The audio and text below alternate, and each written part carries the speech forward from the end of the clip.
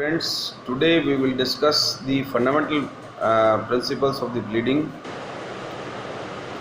As per Order 6, Rule 1 CPC, the definition of pleading has been given, and which includes the either plaint or written statement, and it also includes the affidavit. And as per Order 6, Rule 2, there are four fundamental principle of the pleading. As per Rule 3 to 13, it requires the parties to supply necessary pleading. As per Order 6, Rule 14 and 15, signing and verification of the documents. As per Order 6, Rule 16, it empowers the court to strike unnecessary pleadings. As per Order 6, Rule 17 and 18, amendment of pleadings has been given in CPC. प्यारे विद्यार्थियों, pleading या अभिवचन का क्या अर्थ है order 6 rule 1 CPC में बताया गया है। और आपका pleading, drafting, pleading and convincing एक पूरा पेपर है जो इसके अंदर आपके 40 नंबर का पेपर है, और बाकी 60 मार्क्स का जो है वो आपके वाइवा जो है वो होता है, जो आपके लीगल एड कैंप होता है LB सेकेंडरी के अंदर। उसके अंदर जो है वो आपने उसकी फ़ाइल भी तैयार की होगी, वो उसके बारे में बताया जाता है। तो अब इसके अंदर जो है वो आपको ये बताना पड़ेगा कि भाई जो है प्लीडिंग का क्या अर्थ है या अभिवचन का क्या अर्थ है। देखिए, प्लीडिंग का अर्थ ये है ऑर्डर 6 रूल 1 में कि इट इंक्लूड्स आइदर प्लेंट और रिटन स्टेटमेंट। तो जो प्लेंट है, तो जो वादी जो है वो न्यायालय में सबसे पहले जो उसके कॉज ऑफ एक्शन के साथ जो है वो पेश करेगा डॉक्यूमेंट, उसे हम प्लेंट कहते हैं। और उसके जवाब में प्रतिवादी अपना वापस जवाब जो प्रस्तुत किया जाता है उसको हम रिटन स्टेटमेंट कहते हैं। और अभिवचन का अर्थ आइदर प्लेंट और रिटन स्टेटमेंट होता है। इसी प्रकार से ऑर्डर 6 रूल 2 के अंदर जो है वो fundamental principle of the pleading के बारे में बताया गया है। और ऑर्डर 3 से 13 तक जो है वो जो it requires the party to supply necessary pleading, जो नेसेसरी प्लीडिंग है उनके बारे में नियम बताए गए हैं। और रूल 14 और 15 के अंदर जो है वो किस प्रकार से डॉक्यूमेंट को साइन और वेरीफाई किया जाता है उसके बारे में विस्तार से बताया गया है। रूल 16 में जो है जो अननेसेसरी जो प्लीडिंग है उसको किस प्रकार से जो न्यायालय को अधिकार प्राप्त है कि वो उसको हटा सकता है, डिलीट करने के लिए कह सकता है पार्टीज़ को। इसी प्रकार से रूल 17 और 18 में जो है वो अमेंडमेंट ऑफ प्लीडिंग भी अपन उसको विस्तार से पढ़ेंगे कि भाई प्लीडिंग या अभिवचन में संशोधन किस प्रकार से किया जाता है। अब हम सबसे पहले जो अपना मेन टॉपिक है उस पर आते हैं कि भाई जो फंडामेंटल प्रिंसिपल ऑफ प्लीडिंग है वो क्या है। देखिए, फंडामेंटल प्रिंसिपल ऑफ प्लीडिंग में सबसे पहला जो प्रिंसिपल है वो ये कहता है प्लीड फैक्ट्स नॉट लॉ, अर्थात तथ्यों का अभिकथन करना चाहिए, विधि का नहीं।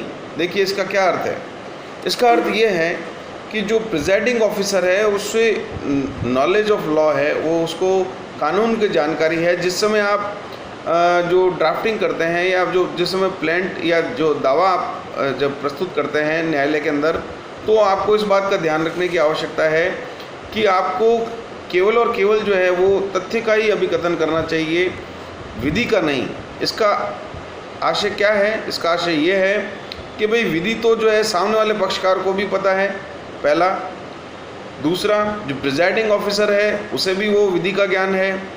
तीसरा, जो विधि है वो वास्तविक रूप में आप at the time of argument, जिस समय आप न्यायालय में बहस करेंगे उस समय भी जो है वो विधि के बारे में बता सकते हैं, कोर्ट के अंदर रूलिंग्स के बारे में बता सकते हैं। इसलिए आपको उसको जिस समय आप प्लेंट को जब आप ड्राफ्ट करें या रिटन स्टेटमेंट को जब ड्राफ्ट करें तो आपको विधि के बारे में बताने की आवश्यकता नहीं होती है।